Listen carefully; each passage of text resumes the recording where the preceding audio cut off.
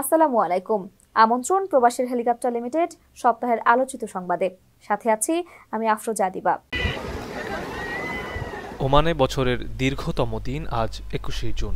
বছরের অন্যান্য দিনের তুলনায় আজই সূর্য সবচেয়ে বেশি সময় ধরে আলো দিচ্ছে, ফলে স্বাভাবিকভাবেই বেড়ে গেছে দিনের দৈর্ঘ্য। ওমানি অ্যাস্ট্রোনমিক্যাল সোসাইটির ভাইস চেয়ারম্যান ইব্রাহিম বিন মোহাম্মদ জানান, মাস্কাটের আজ দিনের দৈর্ঘ্য ১৩ ঘন্টা ৩৫ মিনিট ৫১ সেকেন্ড। ২১ জুনকে অনেকেই কর্কট ক্রান্তি দিবস নামে চেনেন, কেউ বা আবার দিনটিকে অয়ন দিবস বলে থাকেন। ইংরেজিতে একে বলা হয় সামার সলস্টিস ডে। ল্যাটিন শব্দ সলস্টিসের সল মানে সূর্য এবং সিস্টারার মানে এক জায়গায় দাঁড়িয়ে থাকা। এদিন সূর্য আকাশে থাকে ১৩ ঘন্টা ৩৭ মিনিট। সৌরজগতের নিয়ম অনুযায়ী পৃথিবী সূর্যের চারদিকে প্রদক্ষিণ করার সময় একদিকে সামান্য একটু হেলে থাকে, ফলে কখনো উত্তর গোলার্ধ তুলনামূলকভাবে সূর্যের কাছাকাছি আসে, আবার কখনো দক্ষিণ গোলার্ধ। আর আজ উত্তর গোলার্ধ সূর্যের সবচেয়ে কাছে থাকায় সূর্য পৃথিবীর এই অংশে সবচেয়ে বেশি সময় ধরে কিরণ বা আলো দেবে। ঠিক এই কারণেই ২১শে জুন দিনটি সবচেয়ে বড়। তাহলে সামার সলস্টিস বা উত্তরায়ণ হয় কিভাবে? বছরের মার্চ থেকে সেপ্টেম্বর মাস পর্যন্ত পৃথিবীর উত্তর গোলার্ধের দেশগুলোতে বেশি সময় ধরে সূর্যালোক পৌঁছায়। এর ফলে এ সময় এই গোলার্ধে সামার বা গ্রীষ্মকাল হয়, একেই বলে সামার সলস্টিস। এ সময় পৃথিবী যখন তার অক্ষের উপর প্রদক্ষিণ করে তখন উত্তর গোলার্ধ সূর্যের দিকে বেশি হেলে থাকে, আর দক্ষিণ গোলার্ধ থাকে কিছুটা দূরে। এ সময়ের মধ্যে ২১শে জুন তারিখে পৃথিবীর উত্তর গোলার্ধ সবচেয়ে বেশি পরিমাণে ঝুঁকে থাকে সূর্যের দিকে, ফলে সবচেয়ে বেশি পরিমাণ সূর্যালোক এসে পৌঁছায় উত্তর গোলার্ধে। তাই দিনটি বছরের অন্যান্য দিনের তুলনায় বেশি লম্বা বা দীর্ঘ হয়। পৃথিবীর বার্ষিক গতির নিয়মে উত্তর গোলার্ধে ২১শে জুনের পর থেকে দিন ছোট হওয়া শুরু করবে এবং রাতের দৈর্ঘ্য বাড়তে থাকবে। সাশ্রয়ী খরচ ও সহজে হেলিকপ্টার, এয়ার অ্যাম্বুলেন্স ও প্রাইভেট জেট বিমান ভাড়া দিচ্ছে প্রবাসীর হেলিকপ্টার। যোগাযোগ করুন স্ক্রিনে দেয়া নম্বরে।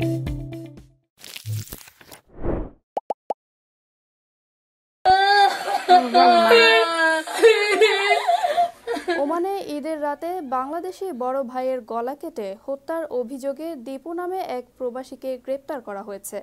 জানা গেছে, সোমবার মধ্যরাতে জালান বোয়ালিতে ঘটে এই ঘটনা। নিহত অর্জুন দাস অভিযুক্ত দীপুরাম দাসের সৎ ভাই। তারা একসাথে ওমান সাগরে মাছ শিকারের কাজ করতেন এবং ঘটনার সময় ছুটিতে ছিলেন। এদিকে হত্যাকাণ্ডের ঘটনা নিয়ে চলছে নানা জল্পনা কল্পনা। প্রত্যক্ষদর্শীদের কেউ কেউ নিহতের পরিবারকে জানিয়েছেন, অদৃশ্য শক্তির আসরে এই হত্যাকাণ্ড ঘটিয়েছেন দীপু। এরা বলতেছে এদের ভাইদের কোনো জামিনে ছিল না। এখন মানে যারা ওইখানে ছিল এরা বলতেছে তারা নাকি যে জিনে আশ্র করছে, জিনে তারা আশ্র করছে ওই হিসেবে দেয় না, তার মানে ইতি জ্ঞান জিনিসটা ছিল না তার কাছে, সে আসক্তি হয়ে গেছে, সে তার ভাই নাকি সেটা চিনে না।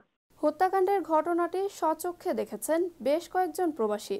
তাদের কেউ কেউ এগোতে চাইলেও অভিযুক্ত দীপুর মারমুখী আচরণে অন্যরা নীরব দর্শক হয়েছিলেন। ওমানের সেরা রেট দিচ্ছে বাংলাদেশি প্রতিষ্ঠান গালফ এক্সচেঞ্জ। প্রিয়জনকে টাকা পাঠাতে আজই আসুন আমাদের যে কোনো ব্রাঞ্চে অথবা কল করুন স্ক্রিনে দেয়া নম্বরে। গালফ এক্সচেঞ্জ, বাংলাদেশিদের প্রিয় এক্সচেঞ্জ। তাদের কম্পাউন্ডে যে লোকগুলা ছিল তাদের মধ্য থেকে কয়েকজনের কাছে জিজ্ঞাসা করে যা জানতে পারলাম, রাত আনুমানিক ২টার দিকে হবে, সবাই ঘুমিয়েছিল। এমতো অবস্থায় হঠাৎ এই ছোট ভাই বড় ভাইয়ের উপরে এই ছুরিকাঘাত করতে থাকলো। কারো মাধ্যমে জানতে পারতেছি পেটে আঘাত করছে এবং পরবর্তীতে তাকে টেনে হিস্টে রুমের বাইরে নিয়ে আসছে। রুমের বাইরে নিয়ে এসে গলার মধ্যে আঘাত করছে এবং গলার মধ্যে আঘাত করে মৃত্যু নিশ্চিত করছে। এরই মধ্যে আরেকজন রুমমেট তাকে ধরতে আসছিল, যে মানে বাঁচাইতে চাইছিল আর কি। তো তখন নাকি সে তাকেও ছুরিকাঘাত করার জন্য করছে দীপুরাম দাস। নিহত অর্জুন দাসের বাড়ি বাংলাদেশে হলেও সে ভারতের পাসপোর্ট ব্যবহার করে ওমানে অবস্থান করছিল, ফলে তার লাশ দেশে ফেরানোর ব্যাপারে জটিলতা তৈরির আশঙ্কা করা হচ্ছে। অর্জুন দাস বিগত বেশ কয়েক বছর আগে, ১৫-২০ বছরের দিকে আগে, এখানে বাংলাদেশের ভিসা যখন বন্ধ ছিল তখন সে চাতুরিকতার সাথে মানে ওই ইন্ডিয়ার পাসপোর্ট বানিয়ে এই দেশে বসবাস করতেছিল। আজ অবধি সে ইন্ডিয়ার পাসপোর্টে ব্যবহার করতেছিল। ইন্ডিয়া হয়ে সে বাংলাদেশে যেত এবং আবার ইন্ডিয়া হয়ে বাংলাদেশ থেকে ওমান কর্মস্থলে আসতো। এদিকে কাগজপত্রের জটিলতায় লাশ ফিরে না পাওয়ার আশঙ্কা করছে দেশে থাকা অর্জুনের পরিবার। এ নিয়ে সংশ্লিষ্টদের কাছে নিজেদের দাবি তুলে ধরেছেন তারা। মাননীয় প্রধানমন্ত্রীর কাছে আমার এই দাবি, আমার বাবার লাশ আমি যেন বাংলাদেশে দেখতে পাই, আমি যেন আমার বাড়ি করতে পারি। মাননীয় প্রধানমন্ত্রীর কাছে আমার এই দাবি, করতে পারি। আমার এই দাবি, আমার বাবার জন আমি করতে পারি, আমার বাবার লাশ আমি বাংলাদেশে দেখতে পাই। বাংলাদেশ প্রধানমন্ত্রীর কাছে এই দাবি, বাংলাদেশ এম্বাসির কাছে এই দাবি, আমার ভাই সৎ কাজটা করার জন্য আমার ভাইয়ের লাশটা যেন আমরা বাংলাদেশের মধ্যে, বাংলাদেশের মাটিতে যেন সৎ কাজটা করতে পারি। আমাদের এই দাবি, ওর লাশটা আমরা বাংলাদেশের মধ্যে চাই। সরকারের কাছে এ দাবি, এম্বাসির কাছে এ দাবি, আমার বাসা জন বাংলাদেশে জন দেখতে পারি রে।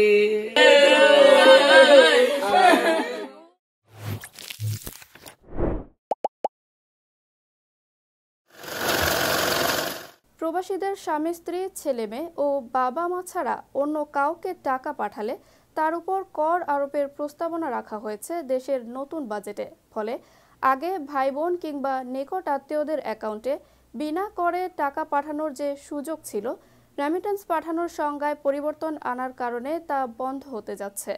যদিও বিষয়টি নিয়ে প্রস্তাবনা দেওয়া হলেও এটি এখনও কার্যকর হয়নি। দেশের নতুন বাজেট প্রস্তাবনা অনুযায়ী স্বামী স্ত্রী ছেলে মেয়ে ও বাবা মা ছাড়া প্রবাসীরা অন্য কাউকে টাকা পাঠালে তার উপর কর বসবে। এর আগে ভাই বোন কিংবা নিকট আত্মীয়ের যে কারো অ্যাকাউন্টে বিনা করে টাকা পাঠানোর সুযোগ ছিল, কিন্তু নতুন বাজেটে রেমিটেন্স পাঠানোর সংজ্ঞায় পরিবর্তন আনার কারণে এই সংকট তৈরি হচ্ছে। জাতীয় রাজস্ব বোর্ড বা এনবিআর বলছে, বিদেশ থেকে এই পাঠানো অর্থ আয় হিসেবে গণ্য হবে, যে কারণে এর উপর কর প্রদান করতে হবে গ্রহীতাদের। বছর শেষে আয়কর রিটার্নে করদাতাকে তা দেখাতে হবে। এনবিআরের সাবেক চেয়ারম্যান আব্দুল মজিদ বলেন, বিদেশ থেকে টাকা পাঠানো নিয়ে যে দুর্নীতি হয়, নতুন বাজেটের এই সিদ্ধান্ত বাস্তবায়ন হলে সেটি বন্ধ হবে। ওমানের সেরা রেট দিচ্ছে বাংলাদেশি প্রতিষ্ঠান গালফ এক্সচেঞ্জ। প্রিয়জনকে টাকা পাঠাতে আজই আসুন আমাদের যে কোনো ব্রাঞ্চে অথবা কল করুন স্ক্রিনে দেয়া নাম্বারে। গালফ এক্সচেঞ্জ, বাংলাদেশিদের প্রিয় এক্সচেঞ্জ। 2024-25 অর্থবছরের বাজেটে প্রস্তাবনা দেওয়া হলেও এটি এখনও কার্যকর হয়নি। ব্যাংকগুলোকেও এ ধরনের কোনো নির্দেশনা দেওয়া হয়নি বলেও নিশ্চিত করেছে কয়েকটি বেসরকারি ব্যাংক।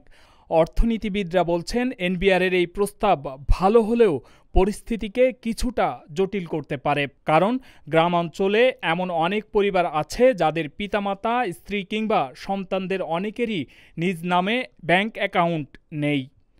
সে কারণে অনেকেই নিজ পরিবারের সদস্য ছাড়া নিকট আত্মীয়ের অ্যাকাউন্টে এই টাকা পাঠিয়ে থাকেন।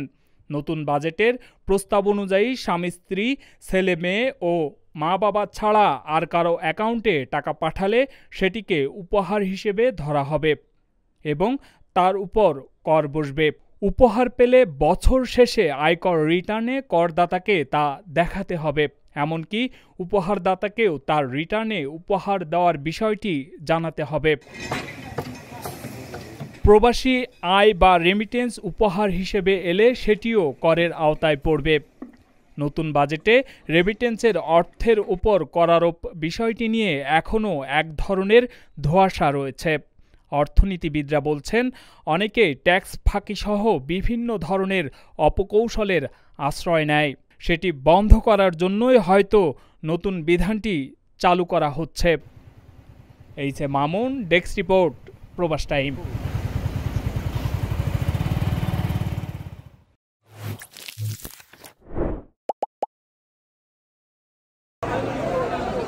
পবিত্র হজ পালন করতে গিয়ে তীব্র তাপদাহে অসুস্থ হয়ে এবার 922 জন হজযাত্রীর মৃত্যু হয়েছে। তাদের মধ্যে 600 জনই মিশরের নাগরিক, যা একদিন আগে ছিল 330। এখনও পর্যন্ত একক দেশ হিসেবে মৃতের সংখ্যায় সর্বোচ্চ মিশরের হজযাত্রী। এদিকে বহু হজযাত্রীর কোনো খোঁজ পাওয়া যাচ্ছে না বলে খবর পাওয়া গেছে। তিউনিসিয়ার এক নাগরিক জানান, তার স্ত্রী শনিবার আরাফাত পর্বতে হজের আনুষ্ঠানিকতা শেষের পর থেকে নিখোঁজ। সে বৃদ্ধা নারী এবং তীব্র গরম অনুভব করছিল। এরপর সব হাসপাতালে খোঁজ করেও সন্ধান পাননি। ওমানের সেরা রেট দিচ্ছে বাংলাদেশি প্রতিষ্ঠান গালফ এক্সচেঞ্জ। প্রিয়জনকে টাকা পাঠাতে আজই আসুন আমাদের যে কোনো ব্রাঞ্চে অথবা কল করুন স্ক্রিনে দেয়া নাম্বারে। গালফ এক্সচেঞ্জ, বাংলাদেশিদের প্রিয় এক্সচেঞ্জ। প্রাথমিকভাবে সৌদি আরবের হজ কর্তৃপক্ষকে নিখোঁজ ৮০ জন হজযাত্রীর তালিকা দেয় জর্ডান। এর মধ্যে ২০ জনকে পরে খুঁজে পাওয়া গেছে বলে জানানো হয়। এশীয় এক কূটনীতিক বলেন, প্রায় ৬৮ ভারতীয় হজযাত্রী নিহত হয়েছেন। নিখোঁজের তালিকায় রয়েছেন আরও অনেকে। এই কূটনীতিক আরও বলেন, কিছু মৃত্যু প্রাকৃতিক কারণে হয়েছে আর কিছু আবহাওয়ার কারণে। চলতি বছর হজ শুরু হয়েছে গত ১৪ জুন থেকে। সৌদির আবহাওয়া দপ্তরের তথ্য অনুযায়ী গত এক সপ্তাহ ধরে মক্কার তাপমাত্রা ৫০ ডিগ্রি সেলসিয়াসের মধ্যে ওঠানামা করছে। সোমবার মক্কার তাপমাত্রা ছিল ৫১.৮ ডিগ্রি সেলসিয়াস।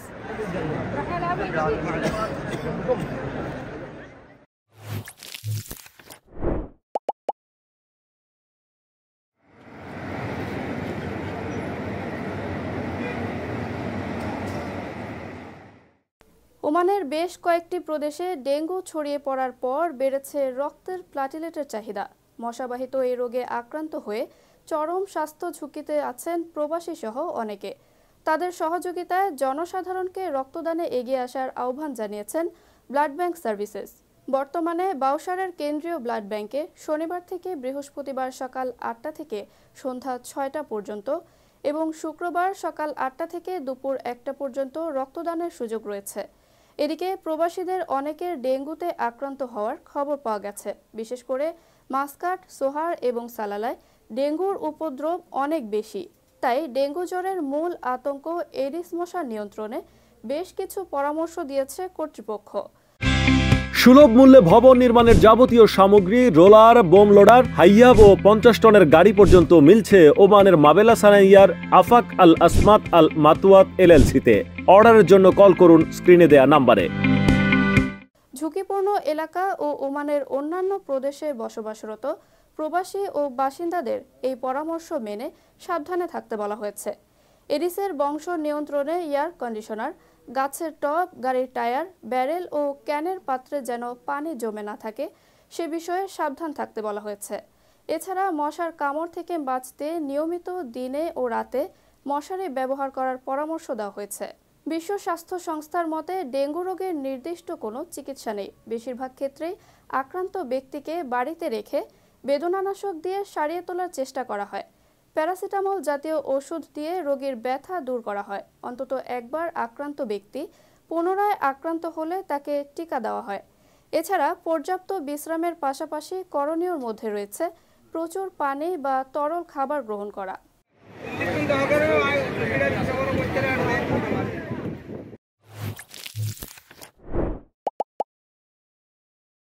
ঈদের রাতে এক প্রবাসী নারীকে উত্ত্যক্ত করার জেরে ২ যুবককে কুপিয়ে হত্যা করা হয়েছে। জানা গেছে, বরগুড়ার এক আওয়ামী লীগ নেতার অস্ট্রেলিয়া প্রবাসী মেয়ে নিশিন্দারা উপশহর যাচ্ছিলেন। পথে কয়েকজন যুবক গাড়ি আটকে তাকে উত্ত্যক্ত করেন। এর জেরেই এ হত্যাকাণ্ড ঘটানো হয়েছে। পরে জোড়া খুনের এই ঘটনায় আওয়ামী লীগ, বিএনপি, ছাত্রলীগ ও মোটর শ্রমিক ইউনিয়নের নেতাসহ ১৩ জনের নামে মামলা করা হয়। এখন পর্যন্ত ৪ জনকে গ্রেপ্তার করেছে পুলিশ। নিহত শরীফ ও রোমান ওরফে রুম্মানের মধ্যে শরীফের মা হেনা বেগম বাদী হয়ে মামলা দায়ের করেন। প্রধান আসামি করা হয়েছে বগুড়া মোটর শ্রমিক ইউনিয়নের সাধারণ সম্পাদক কবির মিঠুকে। সুলভ মূল্যে ভবন নির্মাণের যাবতীয় সামগ্রী, রোলার, বোম লোডার, হাইয়াব ও ৫০ টনের গাড়ি পর্যন্ত মিলছে ওমানের মাবেলা সানাইয়ার আফাক আল আসমাত আল মাতুয়াত এলএলসিতে। অর্ডারের জন্য কল করুন স্ক্রিনে দেয়া নাম্বারে। এছাড়া বগুড়া জেলা পরিষদ সদস্য সার্জিল টিপু, তার ৩ ভাই, বগুড়া জেলা বিএনপির সাবেক প্রচার সম্পাদক শাহ মেহেদী হাসান হিমুকেও আসামি করা হয়েছে। রোমান ও শরীফের সঙ্গে কয়েকজন বন্ধু ছিলেন। তারা সেখানে আসা মাত্রই মিঠু ও তার ভাই টিপু তাদের লক্ষ্য করে গুলি ছোড়েন।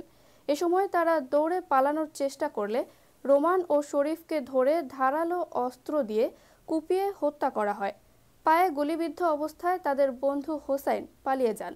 অন্য আসামিদের গ্রেপ্তারের চেষ্টা চলছে বলে জানিয়েছে পুলিশ।